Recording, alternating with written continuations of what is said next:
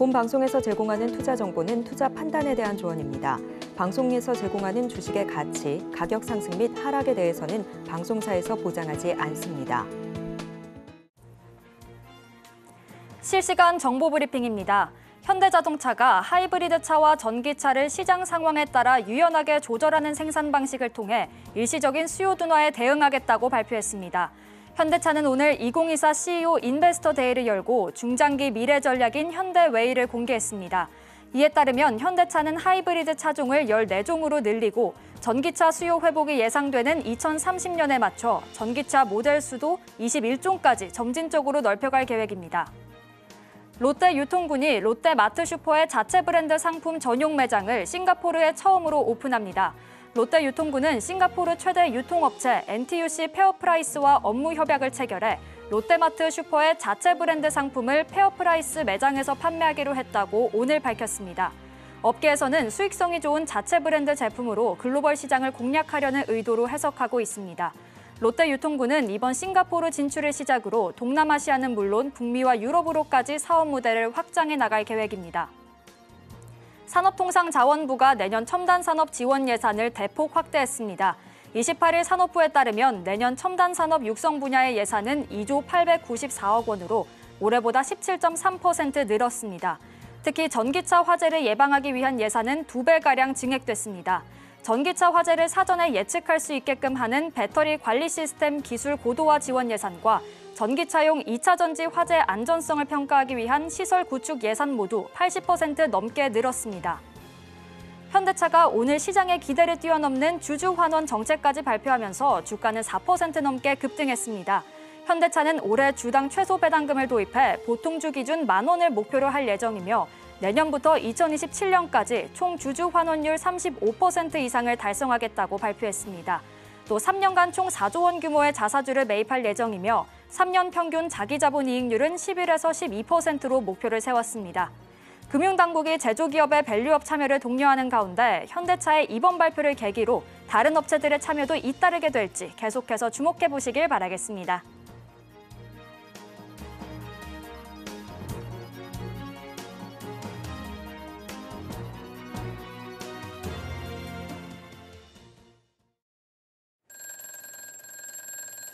엔비디아 실적이 필요해. 네, 베스트 트레이딩맨 주식 콜콜. 저는 진행의 박효진입니다. 네, 안녕하세요. 김선윤입니다. 네, 오늘 코스피 시장이 이제 강보합권으로 마감을 하긴 했지만 좀 뚜렷한 움직임을 보이진 못한 것 같은데 전문가님께서는 오늘 시장 어떻게 보셨을까요? 네, 요즘에 참 이런 말 많죠. 누가 국내 주식 하냐. 거래량도 없고 답답합니다. 그나마 이제 오늘 오후에 하이닉스가 조금 엔비디아의 기대감 때문인지 반등이 나오긴 했는데 내일 참 중요하겠죠? 내일 이제 아침에 새벽에 엔비디아 실적 발표가 있습니다. 아마 무조건 잘 나와야 됩니다. 안 나오게 되면은 시장 굉장히 힘들 겁니다. 그래서 꼭 잘 나오길 바라면서 오늘도 열심히 상담 도와드리도록 하겠습니다. 네, 이렇게 중요한 이벤트를 코앞에 두고 종목 고민하시는 분들 많으실 텐데요. 잠시 후에 저희가 종목 상담 진행할 예정이니까요. 지금부터 접수 시작해 보시길 바라겠습니다. 접수하시는 방법은요. 전화 02-3153-2611-2612번으로 전화 주시거나 문자 받는 번호 샵 0082번으로 종목명, 매수가, 비중 3가지 적어서 남겨주시면 접수 도와드리고 있으니까요. 고민하지 마시고 많이 남겨주시길 바라겠습니다. 자, 그럼 베스트 트레이딩맨 주식 콜콜 지금 시작합니다.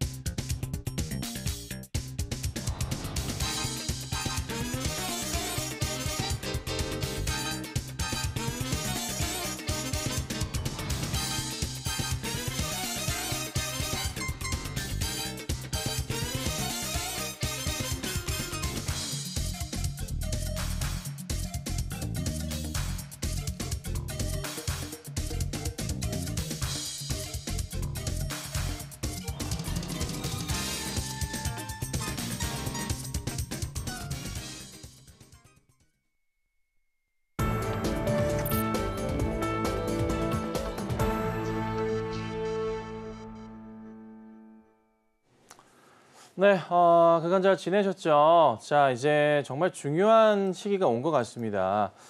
자, 이게 시장이 어떻게 갈까? 정말 우리가 기대했던 대로 시장의 움직임이 잘 나올까? 아니면은 시장이 조금 금리 인하를 필두로 해서 하락 흐름으로 갈까? 이에 대한 고민이 굉장히 좀 많아지는 좀 그런 시장이에요. 금리 인하를 한다고 해서 무조건 시장이 좋아지는 건 또 아니거든요. 금리 인하를 했을 때 주식이 올라가는 근거도 있고 떨어지는 근거들도 있습니다. 자, 기본적으로는 심리의 영향을 좀 많이 받기는 하는데 첫 단추 자체는 여러분 잘 아시겠지만 내일 엔비디아의 실적입니다. 자, 내일 아침에 일어나시면 제가 뭐 무료 밴드에서 올려드리긴 할 거예요. 그거 참고하시면 되고요. 이렇게 엔비디아가 예상치를 뛰어넘는 실적이 좀 나와줘야 돼요. 컨센을 상회해줘야 되고요. 2분기 실적도 정말 중요하지만 더더욱 중요한 것은 3분기의 실적입니다. 그러니까 3분기 예상 실적 자체가 조금 잘 올라와 줘야 된다는 거죠. 그러니까 블랙웨일 자체가 지금 출시가 조금 지연된 모습이긴 하지만 이거가 하반기에 출시가 잘 되면서 실적을 끌어올려주는 걱정할 게 없다라는 3분기 너무나 좋다, 하반기 좋아진다라는 게 조금 시장 쪽에서 표출이 좀 돼야 됩니다. 무조건 필요합니다. 자, 그런데요. 더더욱 중요한 게 있습니다. 이번에 저는 최근 들어서 영상도 만들어서 올려드리긴 했지만 가장 중요하게 보는 것이 하나가 있는데 우선은 엔비디아 실적은 분기마다 발표를 하기 때문에 우선 좋게만 나오면 됩니다. 자, 그런데요. 꼭 보셔야 될 게 있어요. 뭐냐면 자, 볼게요. 해외 증시 차트를 보고서 잠깐만 설명을 드릴 건데요. 여러분, 금리 인하를 한다고 해서 해외 증시가, 우리나라 증시가 정말 폭등을 할까요? 그 포인트를 한번 고민을 해보자고요. 지금 현재 금리 인하 상태가 잘 시장에 받아들여질 경우에 S&P 500 기준으로 해서 연말까지 해서 기대치 자체가 얼마냐면 6,000포인트입니다. 지금 현재 S&P 500은 몇 포인트냐면요. 5,625포인트예요. 네. 자, 금리 인하를 한다고 해서 시장이 엄청나게 상승을 주진 않는다는 겁니다. 이거를 머릿속에 가지고 계셔야 되고 만약에 9월 달에 금리 인하를 시작했는데 시장이 받아들여지는 경기 침체 때문에 하는 거야 등 심리적 불안 요소가 가중되면서 하락 쪽의 분위기를 잡아버린다면은 시장은 최악인 경우 마이너스 30%에서 마이너스 40%까지 빠질 수도 있습니다. 그래서 제가 말씀드리는 것은 이걸 보셨으면 좋겠다는 거예요. 뭘 보셨으면 좋겠냐면은 우선은 올해는 대형 이벤트가 2개가 있습니다. 뭐냐면 뭐 나름의 주기적이라고 볼 수도 있을 것 같은데요. 금리 인하가 있고 이것도 몇 년 만이잖아요. 그리고 뭐가 있어요? 미국 대통령 선거가 있어요. 그렇죠? 네. 대선이 있어요. 이거 2개를 보시면 좋은데 우선 금리 인하가 9월 달에 진행이 된단 말이에요. 9월 말쯤에. 만약에 안 좋은 기대치보다 좀 벗어난 듯한 금리 인하 수치라던가 영향을 좀 불안불안하게 만드는 뭔가 조금 우리가 예상했던 기대했던 것보다 안 좋게 그림을 흘러가 버린다면 시장은 최소한 1주에서 3주가량은 급하게 좀 빠질 가능성도 있기 때문에 이 기간 동안 우선은 천천히 지켜봐야 돼요. 아니면은 금리 인하 때문에 9월 말에 하고 나서 시장이 반짝 반등이 나올 수도 있어요. 한 1주에서 2주 정도. 그 다음에 빠질 수도 있어요. 그래서 급하게 대응을 하지 말고 최소한 10월 말 정도까지는 시장을 조금만 지켜보자고요. 잘 생각해 보시면 뭐가 있냐면 우리나라 증시는요 참 거지 같아요. 왜 그러냐면요. 이런 표현을 제가 왜 하냐면 답답한 게 많아서 그래요. 자, 보시면요. 최근에 우리나라 증시의 이 거래량을 보시면 여러분들 무슨 생각이 드세요? 이게 진짜 시장이 맞나 싶을 정도의 거래 대금을 보여주는데 잘 보시면 오늘은 10조를 찍었지만 최근에 8조, 9조 이 상황이 많았었어요. 이게 하루 거래 대금이에요. 우리나라 시장에서.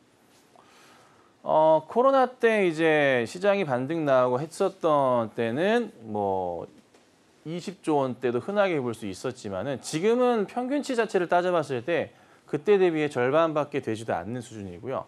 그리고 증권사에서부터 어느 순간부터 우리나라 모든 증권사 마찬가지지만 해외 주식을 아주 쉽게 살 수가 있게 됐습니다. 그렇죠. 옛날이랑 달라졌어요. 실질적으로 이 수치를 보자면 우리나라 증시 요 상황이지만 기관과 개인 투자분들께서 해외 증시, 거의 다 이제 미국이겠죠. 해외 증시에 투자가 들어가 있는 금액이 얼마인 줄 아십니까? 조금만 검색해도 나옵니다. 1,000조 원이 좀 안 됩니다. 1,000조요. 1,000조. 우리나라는 하루 거래량이 10조, 8조 요 상황인데요. 제가 봐도 누가 과연 이 상황에서 삼성전자를 살 것이며 하이닉스를 살까요? 금투세부터 시끄러운 상황에서. 그렇죠? 그냥 다 뭐하러 주식사, 한국 주식, 장투는 어디로? 미국으로 가자. 이 마인드가 다 펼쳐져 있어요. 더더욱 국내 증시는 단타에 대한 흐름들이 잡힐 수밖에 없는 거예요. 냉정하게 따져봤을 때. 금투세 저는 솔직히 우리나라 시장에서 이거를 현 시점에 우리나라 시장이 과연 값이 되나? 미국 증시와 뉴욕 증시에 맞춰가지고 뭔가 선진국형 대응을 하려고 하는데 값이 되는 건가? 해외 증시의 채권 이슈에도 맞물리지 못하는 이런 증시인데 자꾸 뭔가를 해보려고 하는, 그렇죠? 답답할 노릇입니다. 자, 그래서 이 시장 자체가 해결이 돼야 되는데 우선은 가장 중요한 건 어찌됐든 저는 자랑스러운 대한민국 사람이기 때문에 한국 증시가 올라가기를 바랄 뿐입니다. 다만 시대적인 흐름 상황에서 봤을 때 답답할 뿐인 거죠. 자, 그런데요. 이런 생각을 해봤어요. 뭐냐면 종목도 그러하지만 지수도 어차피 하나의 큰 종목으로 판단해 볼 수가 있습니다. 글로벌하게. 그렇죠? 자, 봤을 때 한 종목을 매수할 때 가치주의 성향을 보고 매수할 때 이렇게 대응을 우리 많이 하죠. 어떻게 합니까? 거래량이 없어. 성장성은 분명히 있어. 이걸 가지고 천천히 매수 대응을 하는 경우들이 있어요. 그의 관점을 봤을 때 코스피는 상당히 저평가되어 있고 매력적이긴 하지만 언제 과연 올라갈지에 대한 부분. 그리고 제가 수없이 방송에서 얘기하는 게 하나 있죠. 우리나라 주식하시는 분들의 상당 부분은 F다. MBTI 기준으로 해서 T는 아니라는 겁니다. 미국은 T가 훨씬 많은 것 같긴 해요. 이런 상황에서 뭐가 또 활발합니까? 단기 트레이딩이 대응이 너무나 많다는 거죠. 그래서 지금은 국내 주식으로는 단타를 하는 거고, 그렇죠? 장타를 하기 위해서는 미국 주식이다. 이게 다 팽팽하게 펼쳐져 있는 거예요. 여러분 안 그래요? 그래서 우선은 첫 키포인트는 내일 아침, 내일 뉴욕 주식 끝나자마자 올라올 거예요. 엔비디아의 실적이 정말 잘 나와줘야 되고 그게 아니면 글로벌 증시 폭락 나옵니다. 정말 심각합니다. 여러분, 그냥 엔비디아 실적 발표 보시는 게 아니라 연관성을 보셔야 돼요. 금리 인하를 한다고 해서 시장이 무조건 좋아지는 게 아니에요. 이거 고민해 주셔야 됩니다. 그래서 저는 최소한 금리 인하를 시작하고 나서 10월 말 정도까지는 시장 천천히 보셔야 됩니다. 분명히 말씀드리고요. 아시겠죠? 그렇죠? 꼭입니다. 그렇게 대응하셔야 되고 차분하게 보시면서 대응하시고 단기 트레이딩은 좋긴 하지만 또 그렇다고 해서 또 너무 많은 또 돈을 투자하시면 안 되겠죠. 자, 그리고 제가 요즘에 많이 얘기하는 것 중에 하나가 또 뭐가 있냐면 단타 치시는데 이거는 뭐 팁 중에 하나인데 이 스마트폰으로 단기 트레이딩 하시는 분들 계세요. 주식 때려 치세요. 컴퓨터로 하셔야 됩니다. 그러면 안 돼요. 아시겠죠? 이것도 기억하시고. 그래서 하여튼 뭐 시장이 좀 빨리 올라오기 바라는 마음에서 말씀드린 거니까 참고하시고 제가 또 내일 아침에 글 올려드릴 거니까 그거 읽어보시면서 시장 또 잘 대응해 보도록 하겠습니다. 국내 증시의 최근 분위기에 대해서 좀 짚어주셨는데요. 당장 내일 우리 증시가 개장할 때쯤이면 엔비디아의 실적이 공개가 될 예정입니다. 당장 내일의 대응 전략 세우기 어렵다 하시는 분들은요. 하단 꼭 참고해 보시길 바라겠습니다. 자, 그럼 이제 본격적으로 오늘의 종목 상담 진행해 볼 텐데요. 접수하시는 방법 다시 한번 안내해 드리겠습니다. 전화 02-3153-2611, 2612번으로 전화 주시거나 문자 받는 번호 샵 0082번으로 종목명, 매수가, 비중 3가지 적어서 남겨주시면 접수 도와드리고 있으니까요. 주저하지 마시고 많이 남겨주시길 바라겠습니다. 자, 그럼 오늘의 첫 번째 상담 바로 만나보겠습니다. 오늘 첫 번째 상담 문자 상담 들어와 있고요. 메디톡스 주셨습니다. 매수가는 21만 5천 원이고 비중은 30%입니다. 일단 오늘 종가를 먼저 살펴보면요. 오늘 2.55% 오르면서 20만 1천 원의 종가를 형성했습니다. 다만 아직 매수가를 좀 소폭 이탈한 상황이고 비중도 30%면 적지는 않다 보니까 고민이 되실 것 같은데 전문가님 메디톡스 어떻게 보실까요? 네, 메디톡스 볼 건데 이걸 언제 사셨을까요? 최근에 사셨을까 아니면은 작년이실까 고민이 좀 되네요. 단가가 여기 자리인데 여기가 다 걸려 있어가지고. 자, 제가 이제 방송을 계속 여러 차례 하면서 가장 기본적인 그 차트의 성질이라고 표현을 할까요? 그거를 설명을 드릴 때 여기 바닥에서 돌려 세우는 그림, 메디톡스는 저도 이 바닥에 추천드렸었잖아요. 정텐에서 엄청 큰 수익이 났었고 목표로 잡았던 가격, 목표가 자체가 약 20만 원 정도였어요. 도달했거든요. 왜 거기 갔을까? 항상 그렇지만 이 저점 바닥 있죠. 여기 얼추 맞물리는 이 바닥 자리 있죠. 여기 자리가 이 자리 있죠. 이 자리들 항상 저항선으로 작용을 해요. 그러니까 이 자리에서는 주식이 위로 갔다가 떨어지는 경향들이 꽤나 많다는 거예요. 근데 이게 최근에 사신 건지 모르겠으나 우선은 뭐 다 떠나서 매도해야 될 자리이기도 했고 좀 조심해야 될 자리였어요. 여기를 뚫으면서 올라가는 그림이 나온다면 다시 한번 큰 폭의 성장을 보일 가능성이 높아요. 주가 상황이 올라갈 수는 있지만 지금은 조금은 고민돼요. 근데 최근에 보면은 조정을 좀 며칠째 주다가 돌려 세우는 포인트가 있어요. 그래서 우선 구조상 나쁘지는 않아요. 그리고 수급적인 부분 체크해 보자면은 꾸준하게 외인들도 있고 기관들이 연기금도 잡히고 있긴 해서 나쁘진 않아요. 그래서 우선은 홀딩을 하시되 비중은 현 자리에서의 비중은 많이 들어가시는 건 좋지 않았었어요.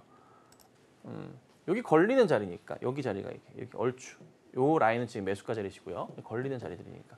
그래서 매수가 근처까지 온다면은 우선은 비중 고민을 해보세요. 근데 이번에 올라오면은 돌판 나올 거예요. 돌판 나오면서 자연스럽게 23만 원에서 24만 원까지는 그림이 나올 수 있으니까 우선 홀딩하세요. 홀딩하시고 혹여나 밑으로 깨질 경우에는 21선 돌파 자리가 있는데 여기가 포착이 좀 되네요. 여기 자리만 좀 조심하시고 대응하시면 되겠습니다. 네, 이제 짚어주신 자리에서 좀 조심하시면서 대응하셔야겠다 짚어주셨으니까요. 잘 참고해 보시길 바라겠습니다. 자, 그럼 이어서 다음 상담 만나볼 텐데요. 다음은 HLB 주셨습니다. 문자로 주셨고요. 매수가는 9만 2천 원에 비중은 40%입니다. 최근에 금리 인하 수혜주로 이제 제약바이오주들이 좀 좋은 흐름을 보였는데 일단 오늘 종가 살펴보면요. 오늘도 상승불 켜면서 83,400원의 종가를 형성했습니다. 다만 아직은 좀 매수가 대비 많이 밀려난 모습이고 비중도 40%로 크다 보니까 좀 고민이 되실 것 같은데 HLB 전망은 어떻게 보실까요, 전문가님? 네. 이게 오늘 저기 낮에 정텐에서도 상담을 했었는데 이분은 아니신 것 같고요. HLB는 뭐 여기서 매도사인이 나갔어요. 정텐 방송에서. 네. 매도사인이 나갔고요. 여기서 매수했고요. 여기서 또 매도사인이 또 나갔어요. 그리고 여기서 매수사인이 또 나갔어요. 이랬었어요. 네, 이랬었는데 우리나라 증시는 이슈가 딱 나오면은 뭐 합니까? 이슈가 터지면은 하락. 일단 그날 하락이에요. 시가 대비. 그리고 안 나오면 이런 식으로 점화를 가는 거지. 네. 그래서 올려 세웠어. 이게 뭐 최근이신지 뭐 지난달이신지 과거치신지는 제가 모르겠는데 우선은 중요한 거 하나는 차트는 다행히 잘 살려놨어요. 살려놨는데 핵심은 뭐다? 저 때 당시 주가를 저 바닥부터 해서 저 몇 배를 끌어올렸었던 자리 자체가 FD 승인에 대한 부분인데 중국 쪽과의 시너지 자체가 나줘야 되잖아요. 근데 그게 승인이 안 됐잖아요. 근데 그게 다시 이슈화가 되기에는 연말 아니면 내년이라는 거예요. 시간이 많이 걸려요. 그래서 우선 현 상황은 비중이 너무 커요. 너무 크고 여기서 돌려 세울 때 매수가 정도까지 오잖아요. 그럼 비중부터 줄이세요. 네. HLB가 10% 정도로 지금 매수 대응을 해야 될 종목이지 이게 30% 40% 가져갈 종목이 아니에요. 그래서 매수가 오면은 전량 정리하신다거나 비중을 일단 줄여보자 말씀드리고 만약에 돌파 나와서 요날 고점 기준으로 해서 돌파가 나온다면은 9만 5천 원대, 9만 후반대 나와줘야 돼요. 그래도 올라가도 결국 또 10만 원, 11만 원대 맞고 떨어질 거예요. 쉽지 않습니다. 그래서 적당히 올라오면은 우선은 비중부터 줄이는 전략으로 대응하도록 하겠습니다. 네, 쉽지 않은 종목이다 보니까 매수가 근처까지 올라와 준다면 비중 축소하는 게 좋겠다는 전략 짚어주셨습니다. 잘 참고해 보시길 바라겠고요. 그럼 이어서 다음 상담도 바로 만나보겠습니다. 다음도 문자 상담 들어와 있고요. 제놓고 주셨습니다. 매수가는 2만 원에 비중은 20%입니다. 매수한 지 1년도 넘은 것 같아요. 우주항공산업 전망이 밝다고 해서 샀는데 실패한 투자일까요? 라고 남겨주셨거든요. 일단 오늘 종가는 13,950원입니다. 자, 전문가님, 제노코는 좀 상승을 기대해 볼 수 있을까요? 뭘 듣고 싶으실까요? 냉정하게 말씀드릴게요. 네, 매수가까지 올라가기 쉽지 않을 것 같아요. 네, 정말 쉽지 않아요. 이게 매수가 자리가 아마도 오래되셨잖아요. 이때 당시에 이제 이 바닥 라인을 보고 사신 것 같아요. 그렇죠? 네, 그래도 주식에서의 기본적인 대응은 하시는 분이시라 네, 잘하셨습니다. 이건 맞는데 다만 이제 아쉬웠던 점은 이 하단 추세의 이탈이 나왔을 때 손절 대응을 좀 안 하셨던 게 상당히 조금 많이 아쉬워요. 예. 그래서 이 종목이 지금 다시 올라올 때 여러 매물벽 자체를 돌파가 나와줘야 되는데 우선 최근 들어 상황 보시면 거의 1년 동안 멈춰 있었던 자리가 여기 16,000원부터 17,000원 정도예요. 여기가. 여기 자리를 과연 자연스럽게 돌파가 나올까? 예, 쉽지가 않습니다. 정말 어렵고 만약에 이 자리를 갑자기 대형 이슈가 빵 터져가지고 올라가 치더라도 네, 2만 원대는 또 저항선에 부딪힙니다.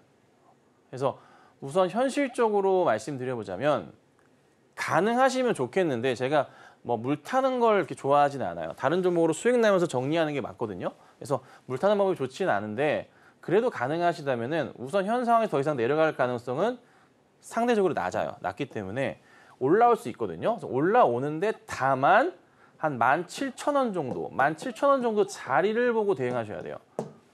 여기 보고. 이거 2만 원까지 목 놓아서 계속 기다리시면은 지금 얘기해 주셨죠? 실패한 투자가 될 수밖에 없어요. 네. 그리고 제노코가 그렇게 이제 회사가 실적 측면에서 보더라도 네, 그렇게 좋지는 않아요. 좋지는 않기 때문에 적자 포인트가 이렇게 있죠? 좋지는 않기 때문에 좀 별로입니다. 그래서 혹시라도 이제 이 방법이 싫으시다면 다른 종목으로 수익 내시면서 수익 나신 금액만큼 제노코의 손실률을 줄여 나가셔야 돼요. 파시면서. 네, 그렇게 하시면서 돈을 맞추는 거지. 그런 방법으로 해서 빠져나오자 정리해드리도록 하겠습니다. 네, 조금 아쉽지만 17,000원 자리를 잘 지켜보시면서 혹시 손실이 나더라도 다른 종목의 수익을 통해서 좀 보완을 해보셔야 될 것 같다 이야기해 주셨습니다. 자, 그럼 이어서 다음 상담도 바로 만나보도록 할 텐데요. 다음도 문자 상담 들어와 있고요. IS 동서 주셨습니다. 매수가는 32,000원에 비중은 20%입니다. 자, 1년 된 종목이라고 하십니다. 폐배터리 모멘텀이 있다고 해서 매수를 했는데 고배당 매력이 있다 보니까 매도를 하기는 아깝고 어떻게 하면 좋을지 조언 부탁드려요 라고 남겨주셨거든요. 일단 오늘 종가는 24,000원에 형성이 돼 있습니다. 좀 매수가 대비 많이 밀려난 모습인데 자, 전문가님, 이 IS 동서는 어떻게 하면 좋을까요? 네, 볼게요. 이것저것 제가 좀 보고 있는데 회사야 뭐 원체 튼튼하니까 네, 배당 1,500, 주당 1,500원. 지금 1,500원이면은 굉장히 좀 매력도가 있긴 하죠. 근데 올해 이제 실적 기준으로 잠깐만 보자면은 저렇게 줄 수 있을까 싶기는 한데 실적이 이제 좀 많이 꺾였거든요. 그래서 원래 이제 1,000원, 뭐 1,200원, 1,300원 정도 이제 주다가 작년에 1,500원까지 올려놨었는데 올해는 모르겠어요. 올해는 모르겠어서 조금 고민되긴 합니다. 자, 근데 이제 우선은 매력도가 있는 건 사실이에요. 그리고 3만 원짜리가 한 번은 올라올 수 있는 자리는 맞아요. 근데 다만 이제 회사의 현 시점에서의 동서가 결국 이제 뭐 폐배터리 이슈도 있긴 하지만은 그걸로 보기에는 솔직히 조금 애매해요.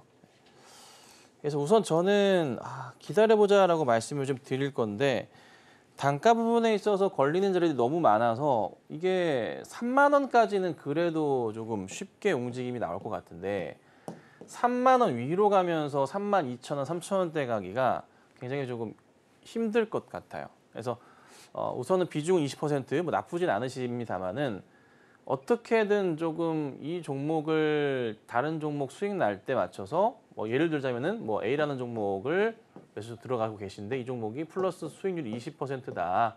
이 종목이. 그럼 여기 수익금이랑 요거 나중에 기다리면 3만 원 정도 올 거 아니에요? 그때 맞춰가지고 좀 덜어내시는 게 필요할 거예요. 그러니까 3만 원 위로 가기가 진짜 많이 어려울 것 같아요. 2만 원 후반대가 우선은 현실적으로 보이는 자리의 맥스 자리라서 네, 우선 좋지 않다. 우선 상황상. 그래서 우선은 반등 나오는 거 보고 여기 말씀드린 대로 해서 대응하시면 되겠습니다. 일단 3만 원 선까지 반등이 좀 온다면 비중 축소해보는 게 좋겠다 전략 제시해 주셨으니까요. 잘 참고해 보시길 바라겠습니다. 그리고 이렇게 방송 중에 진행되는 종목 상담뿐만 아니라 우리 김선윤 전문가님과 함께 앞으로 시장 상황 지켜보면서 유연하게 대응 전략 세워가고 싶다 하시는 분들은요. 하단도 꼭 참고해 보시길 바라겠습니다. 그리고 지금도 종목 상담 접수 계속 받고 있으니까요. 많이 남겨주시길 바라겠고요. 그럼 함께 하실 수 있는 방법 큰 화면을 통해서 다시 한번 확인해 보시죠.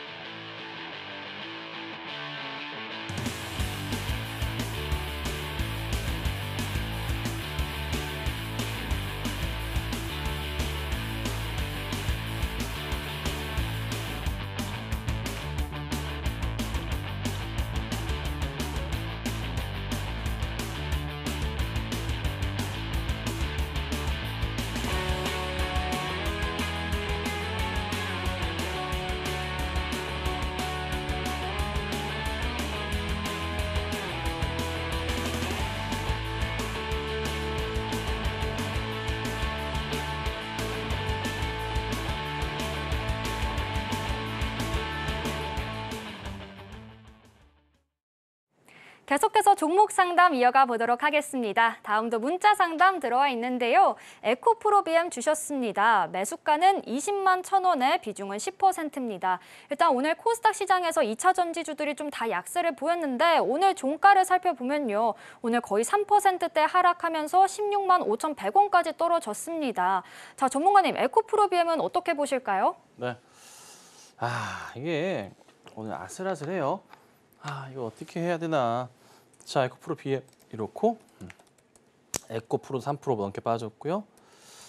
자, LG 이제 에너지 솔루션도 오늘 2%대 하락이 좀 나왔고 삼성 SDI는 네, 그래도 조금이나 올랐네요.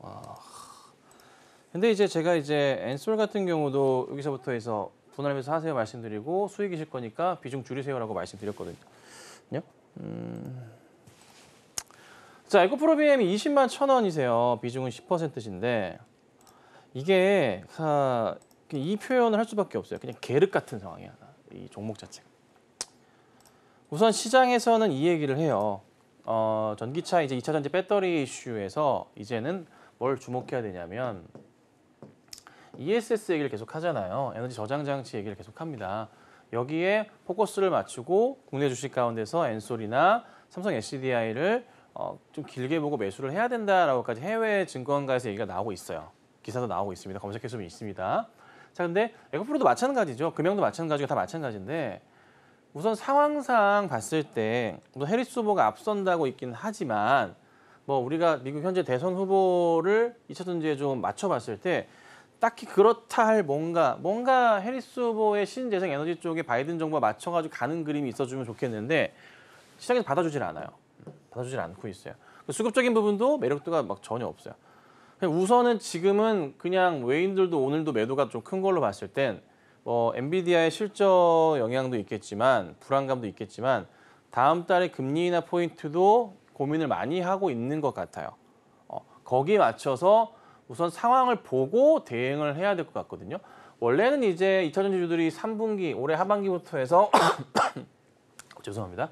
하반기부터 해서 다시 한번 성장을 한다. 이 포인트가 컸어요. 자, 그런데 지금 현재 보면은 3분기도 아직 아니고 4분기와 내년 1분기, 2분기 포인트로 봐야 된다. 이때부터 좀 바닥을 찍을 거다라는 것이 약간 조금 밀리면서 바뀌었거든요. 물론 이제 2분기 실적이 그래도 예상치보다는 상회했던 2차전지들이 많았어요. 수주도 많이 줄지 않았고. 그래서 긍정적인데 우선은 어떻게 할 수가 없어. 저도 최근에 2차전지들은 나쁘진 않지만 혹시라도 반등이 나와서 매수가 근처가 오면은 좀 일단 정리하고 나오시는 게 필요하기는 해요. 그리고 이게 지금 정리하시기도 힘드신 게 마이너스 한 17, 18% 되실 건데요.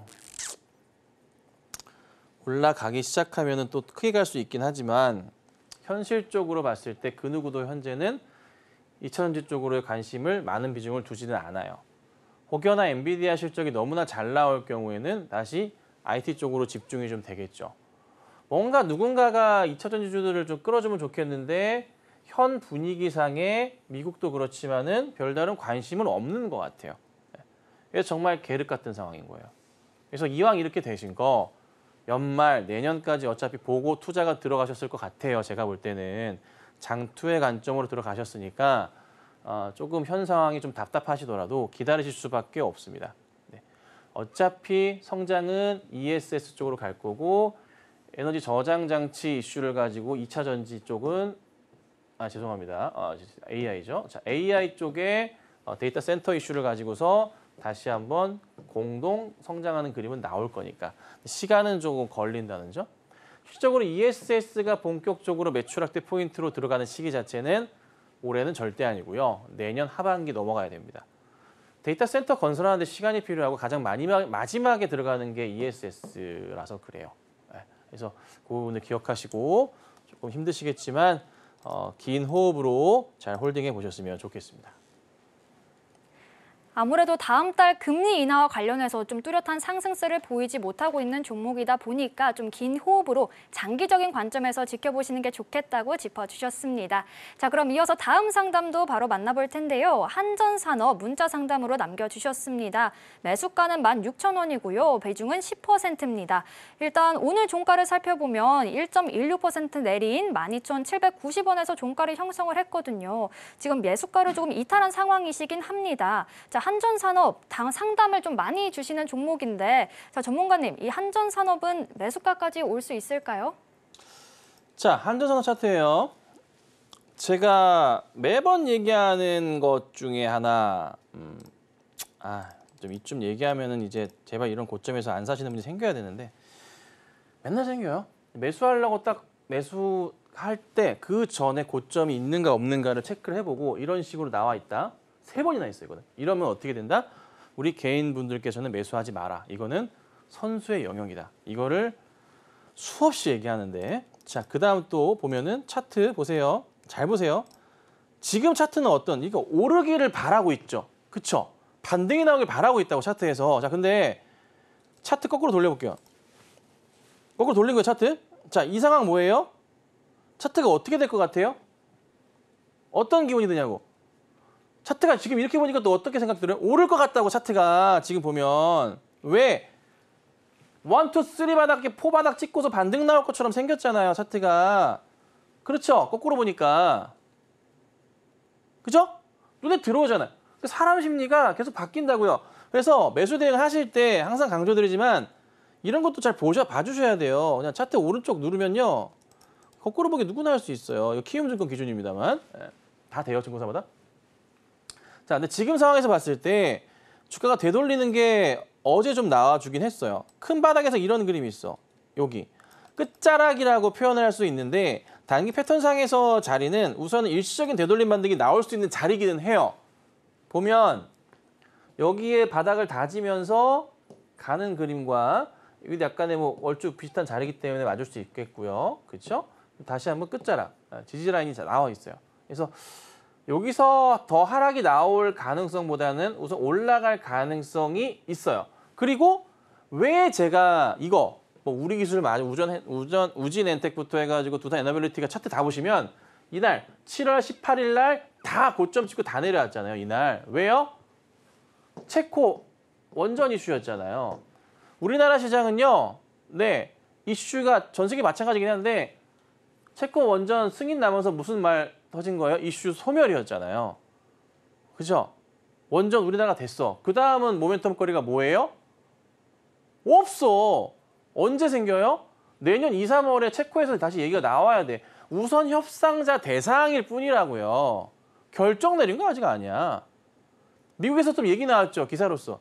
야, 한전, 쟤들 우리 기술 쓰고 있어. 저거 안 된다 이거야. 딴지를 걸어 체코에. 근데 체코에서는 근데 무마시켜놨어. 근데 분위기 자체는 우선은 이게 이슈화가 되려면 어디로 가야 돼요? 원전 쪽은? 다 연말 내년이라고요. 내년 상반기라고요. 그렇게 된다고요. 그러니까 지금 주가가 반등 나와도 일시적인 반등으로 기술적인 반등 포인트가 나오는 거지 회사가 살아나면서 가는 그림 자체가 지금 원전주 전체가 안 나온다고요. 그러면 어쩔 수 없어요. 바닥보다는 내려가는 것보다 올라갈 가능성이 높아 보이니까 우선 홀딩을 하시되 가능한 한 단가에 대해서는 그래도 뭐 나쁘진 않아. 16,000원짜리가. 그런데 이번에 올라올 때는 어떻게 해요? 네, 정리는 해주셔야 돼요. 정리는 꼭 해야 돼요.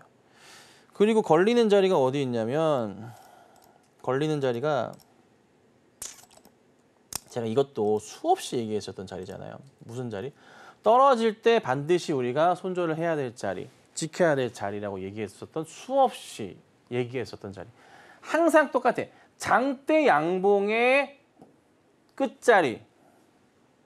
장대 양봉의 끝자리. 장대 양봉의 끝자리. 자, 끝자리 라인이 얼마냐면 여기가 14,600원 뭐 이 정도 되는 것 같아요. 얼추. 자, 요 자리가 저항 자리잖아요.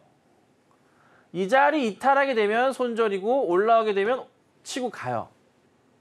되게 중요한 자리예요. 장대 양봉의 그날의 끝자리. 왜 중요하냐면 거래량이 터지고 가장 많은 사람들이 주식을 매수한 자리이기 때문에 이 자리에서 사람들이 이 자리를 깨게 되면 야, 나 팔아야 돼. 돌파한다 그러면 기다려준다고 사람들이. 왜? 거래 대금 보면 나오잖아요. 답이. 왜? 장대 양봉의 끝자리가 되게 중요하다고요. 떨어질 때 저항자리, 오를 때도 저항자리라고요. 그러면은 15,000원 좀 안 되는 자리인데 여기까지 올라오면서 가는 게 우선 봐야겠죠. 여기서 맞고 떨어지고 갭으로 또 떨어진 자리, 또 여기도 또 나오잖아. 어떻게 할 수가 없어. 그러니까 우선은 뭐예요? 최소한 15,000원 가기를 좀 기다려 봐야 돼요. 15,000원 도달하면은 그때 보고 16,000원 갈지 여부가 판단이 되는 거지. 그러니까 최악인 경우는 마이너스 한 7, 8% 정도의 손절도 각오해야 돼요. 근데 우선 지금은 손절은 아니야. 지금은 돌려 세우는 자리에 나와 있고 여기 이 라인 그은이 하단 자리, 요 밑에 요런 자리 있죠? 여기 자리는 매수 자리예요. 그래서 손절은 안 되고 홀딩을 하셨다가 돌려 세우는 거 보고 연락을 주시던가 대응을 하시면 되겠습니다. 상승을 기대해 볼 수는 있겠지만 일시적인 반등일 가능성이 높은 종목이다 보니까 일단 15,000원 선까지 올 수 있는지를 잘 지켜보셔야겠다라고 이야기해 주셨으니까요. 15,000원 선에 도달한다면 그때 다시 한번 상담 남겨주셔도 좋을 것 같습니다. 그럼 이어서 다음 상담 만나볼 텐데요. 다음도 문자 상담 들어와 있습니다. HDC 현대산업개발 주셨고요. 매수가는 26,400원, 비중은 10%입니다. 아파트 붕괴 사건이 있기 전에 매수를 했습니다. 최근에 2, 3% 정도 소폭 수익도 났었는데 매도를 못하고 주가가 더 빠져버렸습니다. 매수가까지 온다면 그냥 매도를 하는 게 나을까요? 아니면 더 끌고 가도 될까요? 라고 남겨주셨는데요. 일단 오늘 종가를 살펴보면요. 25,550원으로 그 매수가보다 소폭 좀 아래긴 하지만 그래도 매수가 근처긴 합니다. 자, 전문가님, 매수가가 온다면 매도를 하는 게 나을까요? 아니면 조금 더 끌고 가봐도 될까요? 네, 고생 많이 하셨네요. 그래도 이제 다시 한번 조금 매수가까지 왔어요. 그리고 살짝 돌파했었던 포인트가 있었는데 이게 보시면 원래 매도를 하셨어야 돼요. 아마 아실 거예요. 윗꼬리 2개 나왔잖아요. 이거. 윗꼬리 2개 나왔잖아요. 윗꼬리 2개. 봉이 이렇게 떴잖아요. 이거. 망치가 떴잖아요. 영망치로 가면은 바닥에서 이제 매수하는 사람이 많아지는 거라 좋은 그림이지만 망치 모양으로 이렇게 가버리게 되면 이거는 안 좋은 거잖아요. 근데 2개가 나왔잖아요. 그리고 또 빠졌잖아요. 네. 이거 혹시라도 일시적인 반등이 나와서 매수가 근처라도 오면은 파시는 게 맞아요. 안전하게 하시려면은. 근데 이미 어제 자리에서 매도가 나왔었던 자리거든요. 네. 그래서 조금 고민되긴 하는데 우선 분위기상으로는 매도해야 될 자리가 맞다는 겁니다. 그래서 이거는 참고하셔야 되고 혹시라도 오늘 좀 크게 빠졌으니까 일시적인 급반등이 내일이라도 나오면은 저는 이거 정리합니다. 그리고 새롭게 다른 종목으로 바꿔서 대응을 하는 게 맞을 건데 저는 그 새로운 종목을 또 언제 들어갈 거냐? 9월 금리 인하 상황 보고 10월 말이나 들어갈 겁니다. 시장은 우리나라 시장은요. 저는 그래요. 금리 인하를 지켜보고 시장이 안 빠지는지 올라가는 체크를 다 한 다음에 대응해도 괜찮거든요. 네, 진짜요. 안 그러면 좀 위험할 수도 있어요. 왜? 금리 인하 했는데 시장이 나쁘게 받아줘. 그러면은 우리나라 시장은 어떻게 될까요? 아, 정신 못 차려. 그렇죠? 근데 좋게 받아줬어. 그러면 또 어떤 이슈가 되죠? 우리나라 코스피의 저평가 매력이 높아져요. 그렇겠죠? 네, 그러니까 우선은 저는 혹시라도 반등 나오면은 정리하시라고 말씀드려 볼게요. 일단 매수가까지 반등이 온다면 조금 정리를 해보시는 게 좋겠다 이야기 들어봤고요. 9월 금리 인하 상황 지켜보시면서 10월 말쯤에 이제 다른 종목으로 교체해보시는 것도 좋겠다 시점까지 짚어주셨으니까요. 잘 참고해보시길 바라겠습니다. 그럼 이어서 다음 상담 만나볼 텐데요. 다음도 문자 상담 들어와 있습니다. 포스코 DX 주셨고요. 매수가는 35,000원, 비중은 40%입니다. 네, 포스코 DX 상담 단골 종목이거든요. 그만큼 개인 투자자분들이 많이 보유하고 계신 것 같은데요. 일단 오늘 종가를 살펴보면요. 거의 4%대 하락을 보이면서 26,000원의 종가를 형성을 했습니다. 일단 문자 내용을 보면 너무 많이 빠졌는데 손실을 줄일 수 있을까요? 라고 남겨주셨거든요. 자, 전문가님, 손실을 좀 줄여볼 수 있을까요? 손실은 줄일 수가 있죠. 굉장히 오래 걸리면. 사실 2차 전지주들 뭐 한참 얘기할 때 네. 저 같은 경우도 에코프로 같은 거 얘기할 때, 에코프로 BM 얘기할 때 작년 여름 때 고점입니다. 나오세요라고 말씀을 좀 여러 차례 드렸었기도 했었고 포스코 라인 뭐 좋긴 하지만 현 상황의 추세는 이게 언제 다시 되돌릴지 여부가 우리가 확신할 수가 없잖아요. 그러니까 그냥 큰 틀에서 말씀드려 봤을 때 뭔가 이 업종에 대한 붐이 필요하잖아요. 붐업이 돼야 되잖아요. 근데 그런 게 지금 없잖아요. 그러면 뭐 이제 ESS 테마가 형성되거나 크게 형성되면서 바람이 불어줘야 돼요. 그러니까 일반적으로 작은 종목이 아니라 2차 전지주들은 담화가 크잖아요. 전체적으로 에코프로, BM, 에코프로 등등 뭐 포스코 라인들, 그렇죠? 엔솔부터 해서 삼성 담화가 다 크잖아요. 이 종목 전체를 끌어올려 주기엔 어떤 특정한 아주 커다란 모멘텀 거리가 필요한데 그게 지금 시장에서 보시면은 없어요. 해리스가 뭔가 얘기를 해주면 좋겠는데 해리스는 지금 이쪽 신재생 쪽에서의 얘기 자체를 거론조차 하지도 않고 있어요. 그냥 뭐 우리가 솔직히 2차전지주들을 가지고 계신 분들이 기대하는 것은 ESS의 성장에 맞춰서 갈 수 있다라는 건데 이거는 내년 말인 거고요. 25년 넘어가야 되는 거예요. 해리스 오버가 되면은 지금 현재 상황을 그대로 유지하는 거기 때문에 이게 참 계륵인 거예요. 그러니까 트럼프가 대통령이 된다면 2차 전지주들은 완전 호되기 힘들어지겠죠. 정책을 축소할 거니까. 완전 없어지면 어떻게 축소 중이니까. 해리스가 또 된다고 한들 뭔가 당장에 바뀌는 게 크게 변화는 없을 거고. 그래서 우선 제가 해드릴 수 있는 건 없어요. 그냥 어차피 2차 전지주들 매수하신 분들의 최근에 매수하신 분들의 대다수 분들은 기다리면 갈 거야. 내년이면 가겠지. ESS고 뭐가 다 좋아질 거니까 올라갈 거야. 그 생각으로 사셨잖아요. 그렇죠. 기다리셔야 되고 그게 마음에 안 드신다면 못 버티겠다면 정리하는 수밖에 없어요. 사실. 그리고 매수하셨던 35,000원짜리는 참 매수하기에 굉장히 꺼려지는 자리예요. 왜 그러하냐면 왜 이 자리에 매수하셨을까요? 과거에 하셨나요? 보면은 여기에 이제 나름의 단기 고점 꼭지 빼고 그렇죠? 네. 그 다음에 여기에 저점 지켜줬던 자리 그렇죠? 나름의 좀 큰 바닥 자리거든요. 여기가 이탈 나오면은 손절이 나오는 자리라서 여기 자리 있죠. 35,000원 자리가 조금 그 대응하기가 좀 많이 껄끄러운 자리예요. 여기를 이제 보고서 바닥이구나 생각하고 매수가 들어올 수 있는데 못 갈 경우에는 반드시 정리하고 원금을 지켰어야 되는 자리거든요. 그래서 보통은 안전한 대응을 하기 위해서 이 자리 이탈할 경우에는 뭐 마이너스 조금만 손절 놔도 파는 게 맞아요. 사실 손절 자리는 이미 다 지나버렸고 그러니까 지금 자리에서 보면은 여기 자리 있잖아요. 여기 뭐 양봉들 떴던 자리, 이 자리가 나름 저항선 자리가 형성은 되어 있는데 아슬아슬하게 줄타기 하면서 지금 떨어지고 있어요. 그러니까 좀 되게 차트가 안 좋아요. 진짜 안 좋아요. 에코프로 BM도 아까 보니까 되게 안 좋았었는데 좀 걱정스럽네요. 그래서 우선은 비중도 조금 크셨던 것 같아서 걱정이 되는데 우선은 기다려 봅시다. 근데 기대는 하지 마세요. 네. 그리고 내년 연말 끝자락으로 가면은 올라올 수 있을 가능성도 있지만 모르겠어요. 종목이 가기 위해서 뭐가 필요하다? 단 하나, 현실적으로 지금 자리에서 필요한 건 뭐냐면 코스피가 올라줘야 돼요. 코스닥이랑 같이. 코스피가 위로 올라가면서 뭐예요? 포스코 2차 전지주들 머리 끄덕이 자꾸 끌어올려줘야 돼요. 야, 너도 같이 따라와. 뭘 안 따라오고 있어. 이런 식으로 가줘야 돼요. 시장 자체가. 그게 아닌 이상은 쉽게 가긴 어렵다. 그래서 조금 힘드시겠지만 현실적인 내용 말씀드려봤으니까 우선은 홀딩하고 지켜보도록 하겠습니다. 네, 2차 전지주들은 조금 장기적인 대응이 필요하다 보니까 조금 더 홀딩해보시는 전략 짚어주셨으니까요. 한번 잘 참고해보셔서 전략 세워보시길 바라겠습니다.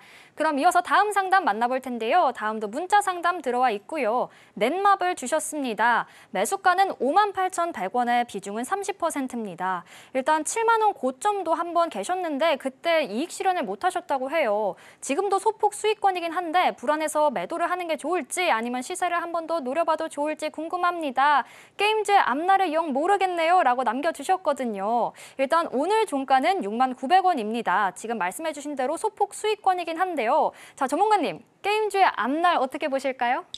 게임주 앞날 괜찮을 것 같은데 7만 원대 매도가 여러 차례 신호가 나왔는데도 정리를 못 하신 게 너무 아쉽네요. 근데 이게 또 많이 아쉽네? 그렇죠. 본인도 많이 아쉬우실 거예요. 그렇죠. 네. 이번에는 잘해보자고요. 자, 여기 이렇게 흐름이 있었어. 이게 7만 원짜리. 자, 되돌림 반등이 나오는 그림이 여기 구간대에서 여러 차례 있었어요.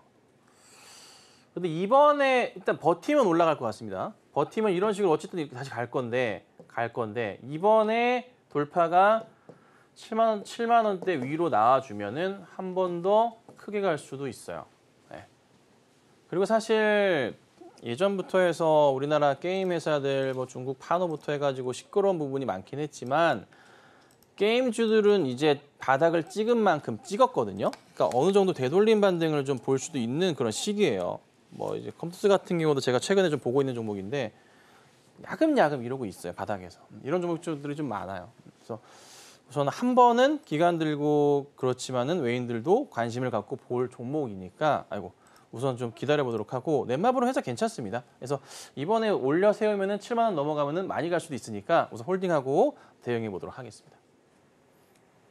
네, 앞으로의 주가 전망이 또 좋다 보니까 7만 원 선을 돌파한다면 그때 한번 수익 실현해보시는 전략 짚어주셨으니까요. 잘 참고해보시길 바라겠습니다. 자, 이렇게 방송 중에 진행되는 종목 상담뿐만 아니라 김선윤 전문가님과 함께 내일장 대응 전략도 세워보고 싶다 하시는 분들은요. 하단도 꼭 참고해보시길 바라겠습니다. 그럼 이어서 오늘 방송의 핵심 내용 저희가 정리해봤으니까요. 화면 통해서 만나보시죠.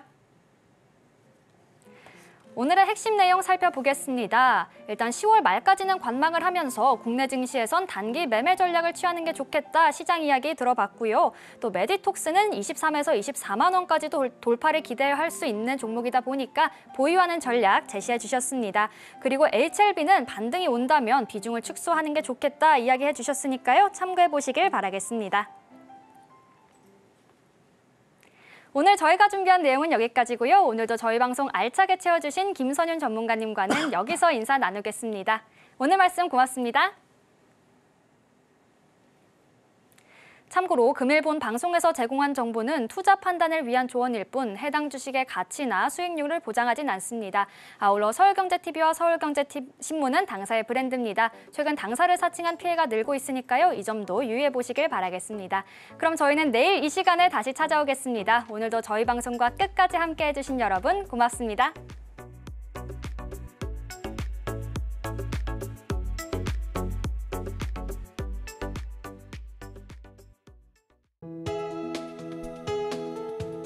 본 방송에서 제공하는 투자 정보는 투자 판단에 대한 조언입니다. 방송에서 제공하는 주식의 가치, 가격 상승 및 하락에 대해서는 방송사에서 보장하지 않습니다.